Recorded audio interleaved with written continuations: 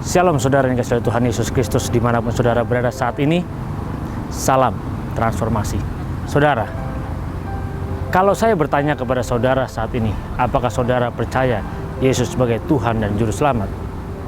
Pasti saudara akan menjawab, amin. Sekali lagi saya tanya, apakah saudara percaya bahwa Alkitab itulah satu-satunya kebenaran dalam hidup ini? Pasti saudara akan menjawabnya dengan kata-kata, amin. Saudara, sering dimanapun juga ketika kita bertanya, apakah saudara percaya Yesus sebagai Tuhan dan Juru Selamat, pasti akan mengatakan amin. Semua pasti akan mengatakan amin, dan dengan yakin dan dengan teguh akan berkata amin. Saudara yang dikasihi Tuhan Yesus, semua itu baru sebatas dengan kata-kata. Tapi apakah benar di dalam kehidupan kita, ketika kita menjalani rutinitas kehidupan ini, kita bisa mengatakan amin dan bisa mempercayai sesungguhnya, dan setiap saat terus percaya dan tidak pernah bergerak sedikit pun? Saudara yang dikasihi Tuhan Yesus Kristus dimanapun saudara berada, bagaimana ketika kehidupan kita dari hari demi hari menjalani hidup ini dan kita punya masalah, dan masalah kita mungkin tidak ada jalan keluar, mungkin rasanya buntu, mungkin kita tidak pernah menemukan bagaimana bisa menyelesaikan masalah tersebut. Rasanya kok susah sekali hidup ini, rasanya kok sulit sekali hidup ini. Saudara yang dikasihi Tuhan Yesus Kristus, sering kita mungkin berdoa, kita merasakan bagaimana penderitaan yang kita alamin, kesulitan yang kita alamin. Saudara, ketika kita mengalami masalah seperti ini, sering sekali dalam kehidupan kita berdoa minta sama Tuhan, Tuhan tolong berikan jalan keluar, Tuhan tolong aku, Tuhan tolong selesaikan masalah ini. Kita sering mengeluh sama Tuhan, kita sering menjerit sama Tuhan ketika kita menghadapi masalah. Rasanya kita tidak sanggup menyelesaikan masalah-masalah dalam hidup ini. Rasanya kok sepertinya Tuhan tidak pernah mau menolong permasalahan kita, saudara. Saudara, tidak sedikit orang yang merasakan hal seperti ini. Terlalu banyak orang percaya mereka akhirnya mengeluh, kenapa kok Tuhan tidak menolong kita? Kenapa kok Tuhan sepertinya cuek saja? Kenapa kok Tuhan rasanya seperti tidak pernah mendengar setiap doa-doa kita? Saudara, apakah benar Tuhan tidak mendengar? Apakah benar Tuhan tidak mau menolong? Mari kita renungkan. Tuhan ini punya tatanan, punya struktur. Di dalam struktur duniawi ini, di dalam kehidupan ini, Tuhan tahu bagaimana sistematika yang harus kita jalanin. Saudara dan saya, kita ditebus sebagai umat-umat tebusan, sebagai umat pilihan. Nah, Tuhan juga mau bahwa kita menyadari betul bahwa kehidupan ini semakin lama semakin sulit, semakin lama semakin jahat. Di dalam dunia semakin jahat ini, saudara dan saya, kita harus berjuang, kita harus berusaha. Dan bisakah kita mempertahankan iman kita? Untuk menjadi seorang Kristen itu sangat mudah. Untuk percaya kepada Yesus Kristus itu sangat mudah. Bahkan bisa dikatakan very simple. Saudara, tetapi kalau kita mau tekun, itu bisa dikatakan sangat mustahil.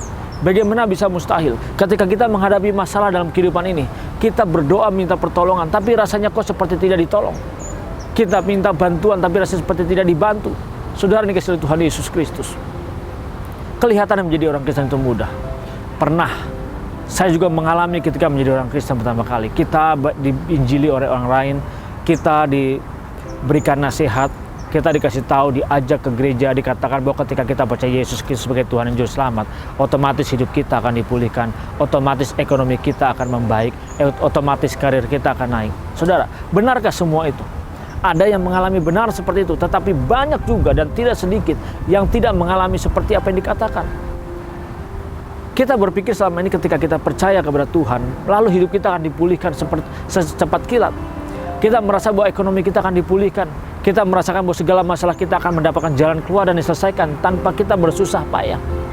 Dan tidak jarang, tidak sedikit pengajaran-pengajaran saat ini mereka mengajarkan kepada umatnya bahwa mari kita menggunakan kuasa Tuhan, hidup ini kita pasti akan dipelihara, ini akhir zaman. Saudara yang dikasihi Tuhan Yesus Kristus, begitu banyak orang menerima pengajaran-pengajaran seperti ini. Tapi apakah benar itu yang Tuhan inginkan? Bagaimana ketika mendapat masalah, misalnya sakit kanker stadium 4, tidak bisa disembuhkan dan divonis umur tinggal 1 bulan lagi? Apa yang harus dilakukan? Lalu bisa mengeluh sama Tuhan mengatakan bahwa loh tidak ada jalan keluar, Tuhan tidak tolong. Di mana mujizat Tuhan? Saudara, tidak sedikit orang yang mengalami ini. Mungkin selama ini kita hanya mendengar yang diekspos, yang diceritakan adalah orang-orang yang mengalami bagaimana kasih karunia Tuhan, mengalami mujizat Tuhan yang begitu spektakuler. Tetapi pernahkah kita mendengar orang yang justru tidak pernah mendapatkan mujizat? Ketika dia menjerit sama Tuhan, justru tidak pernah mendapatkan jalan keluar. Ketika dia ada di tengah-tengah masalah, dia tidak pernah bisa menyelesaikan masalahnya. Yang kita dengar selalu yang berhasil, tetapi pernahkah saudara mendengar yang tidak berhasil? Pernahkah saudara mendengar di mana saat dia berkeluh kesah, saat dia bergumul, justru tidak ada jalan keluar, dan dia harus terus menderita bahkan mencapai kepada kematian? Saudara kasih Tuhan Yesus Kristus, ketika masalah seperti ini terjadi, tetapkah saudara punya iman yang bulat? Tetapkah saudara punya iman yang teguh, yang kokoh, tetap bisa percaya? Seperti tadi ketika saya bertanya, apakah saudara percaya Yesus sebagai Tuhan dan Juru Selamat? Pada saat mendapat masalah seperti ini, bisakah tetap kita berkata amin? Menjadi orang Kristen itu very simple, tetapi untuk menjalani kekristenan itu sangat-sangat mustahil. Kenapa? Karena ketika kita menjadi orang percaya, hidup kita harus dituntut untuk sempurna. Tidak ada lagi, bukan hanya menjadi orang baik, tapi kita harus menjadi orang yang sempurna. Karena firman Tuhan mengatakan, you must be perfect. Saudara, inilah yang kita mungkin menganggap bahwa ini sangat mustahil. Kenapa? Karena selama ini kita mungkin berpikir, ya bohong-bohong sedikit bolehlah. Mungkin kita ketika berjanji sama orang di telepon, ada di mana? Ada di tikungan. Ternyata bukan di tikungan jalanan, tetapi tikungan kamar. Belok ke kamar mandi. Ketika ditanya ada di mana? Ada di jalan. Ternyata bukan di jalanan menuju ke tempat yang dijanjikan atau tempat pertemuan, tetapi ada di jalan di depan rumah. Orang berkata mungkin, ya ini membela diri. Tidak bohong karena benar ada di jalan, karena benar ada di tikungan. Tetapi permasalahannya justru dia tidak menepati janji. Saudara kasih Tuhan Yesus Kristus, kita menganggap bahwa hal itu hal sepele. Justru hal yang dianggap sepele itu yang menyeret saudara dan menyeret saya, kalau kita tetap berjalan dalamnya, akan masuk pada api yang kekal. Saudara, hidup kita singkat, 70 tahun sampai 90 tahun, itu pun kalau kuat. Justru kesempatan 70 tahun ini, di mana hidup kita yang singkat, kita harus pergunakan. Bisakah kita bertahan dengan memiliki iman yang teguh? Bisakah kita bertahan memiliki keyakinan yang kuat?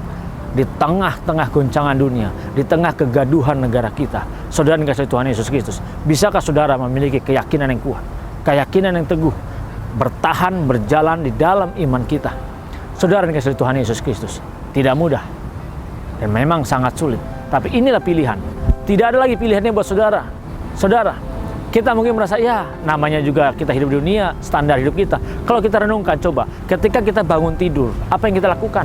Bangun tidur, sarapan pagi, mandi, berangkat ke kantor, bekerja sampai sore. Lalu sore kita pulang, berkumpul sama keluarga, berkumpul sama istri, suami, anak-anak, bercengkrama sebentar, lalu kita tidur. Dan besok pagi kita bangun lagi, lakukan hal yang sama. Sarapan pagi, mandi, berangkat ke kantor, bekerja sampai sore, pulang, bertemu dengan keluarga, lalu kita pulang lagi, bertemu dengan keluarga, berkumpul dengan keluarga, lalu kita tidur lagi. Sampai kita punya uang, lalu kita beli rumah. Dan ini diulangi terus. Sampai kita mengumpulkan uang, lalu kita beli lagi bukan rumah tapi kendaraan. Terus diulangi lagi kita mengumpulkan harta itu, saudara. Sebenarnya cara hidup seperti ini kita menganggapnya wajar menurut dunia ini. Ini hidup yang standar. Tetapi sebenarnya orang yang hidup seperti ini justru dia tidak tahu kemana arah tujuan hidupnya. Saudara, kita harus menyadari betul, ketika orang menjalani kehidupan seperti ini, maka dia memerlukan agama. Dia memerlukan Tuhan. Tujuannya supaya Tuhan berkontribusi di dalam kehidupannya, supaya Tuhan memberkati kehidupannya, supaya Tuhan memperlancar jalannya, supaya Tuhan membuat dia tidak menghadapi masalah. Saudara dikasihi Tuhan Yesus Kristus, pernahkah kita berpikir apa yang kita kontribusikan buat Tuhan di dalam kehidupan ini? Kita selama ini meminta Tuhan yang berkontribusi memberkati hidup kita, membawa kita pada kenyamanan supaya kita berhasil, sukses, dan semua diukur dengan materi. Tetapi pernahkah saudara berpikir, apakah kita pernah memberikan hidup kita untuk kontribusi buat Tuhan? Mulai hari ini saudara, renungkan dan transformasi cara berpikir kita agar kita bisa hidup untuk mencapai langit yang baru dan bumi yang baru di surga yang kekal. Tuhan Yesus Kristus memberkati. Salam transformasi.